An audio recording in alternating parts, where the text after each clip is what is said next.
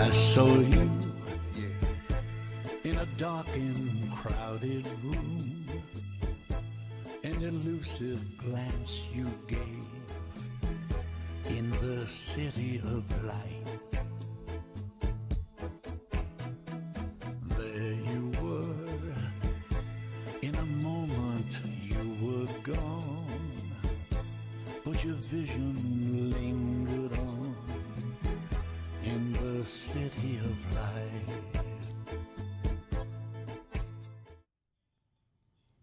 All right, ladies and gentlemen, that man, you know him, you love him, the one, the only, Danny Aiello, the great actor, singer, producer, author now of a great new book, I Only Know Who I Am When I Am Somebody Else, My Life on the Street, on the Stage, and in the Movies. Hello, Steve. So good to see you as always. Tell people what they were seeing there. That was... It was kind of a sexy thing, pretty hot, yeah. My wife didn't like the idea, let me tell you, but all the movement, with the exception of mine, because mine wasn't too good, all the movement in that was done by a wonderful choreographer by the name of Claudia Swan, who happens to be married to my associate, Lou Baldineri, who happens to be sitting over my shoulder. Not a very nice guy. We love Lou. But see, that's a hot thing. I mean, it's on YouTube, of course, and it's been on for a couple of years now. And the rapper in it, his name is Damon Johnson, known well as Hassan, H-A-S-A-N.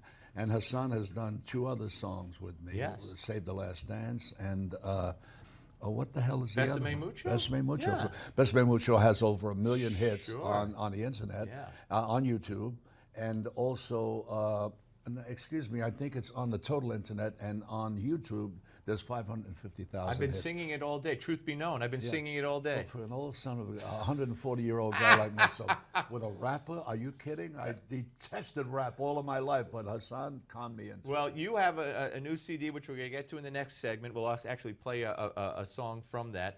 But I want to talk about the book.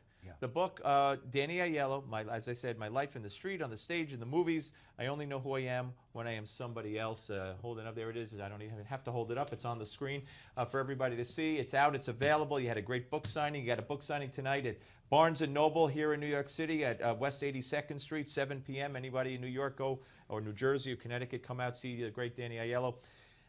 You think of your, I mean, just the title, and we talked about this last time you were on, is so revealing. And it speaks to, deep down in the mind and the soul of Danny Aiello. Simon & Schuster didn't want to use that title.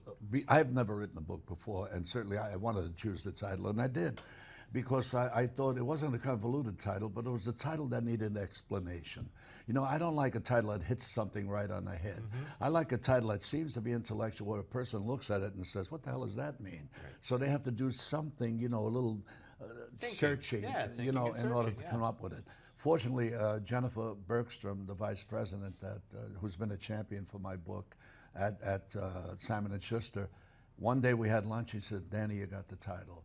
And it seems to be so topical. People constantly are asking about that and making them interested in the book as a result. Absolutely. And what it means very simply is, I don't know who the hell I am.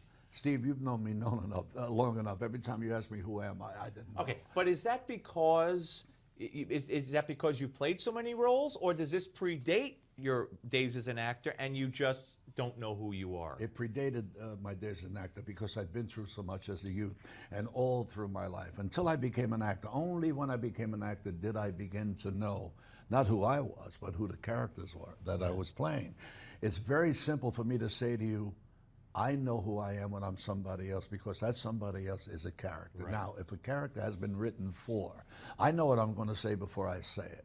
I know where my character comes from. It's a very comfortable situation to be in, knowing who you are, knowing what you're going to say. But in life, it hasn't been that easy.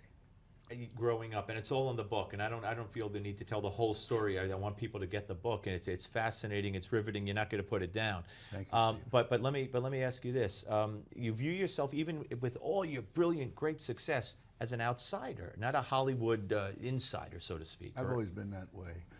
I go into a restaurant, and it's not to be seen. I go to a restaurant to see. And it's very encouraging, and it's a need for me, because some days when I play characters, I'm not quite sure how I want to play them. I see people walk, and I pick up idiosyncrasies that they may have. but I've always felt myself as an outsider. And why? When I was 6 years old, I had eczema. Now, eczema is, you know, maybe not too tough today, but at that time I was hospitalized twice. It required me to scratch like a madman, so much so as a child that I ripped myself apart. Mama would put me to bed at night and put gloves on my hands. If we couldn't afford gloves, she'd put socks on my hands so that I didn't rip myself. And there, I think I was molded at the beginning, because when I was sitting in the front row and the teacher was talking to me, you follow me? Yeah, I'm following you. I would see guys looking at me, other students. Very and self-conscious. I thought they were looking at me. We're going to come back. We'll Okay. continue with this. The great Danny Aiello, part 2, coming up. Don't you go away.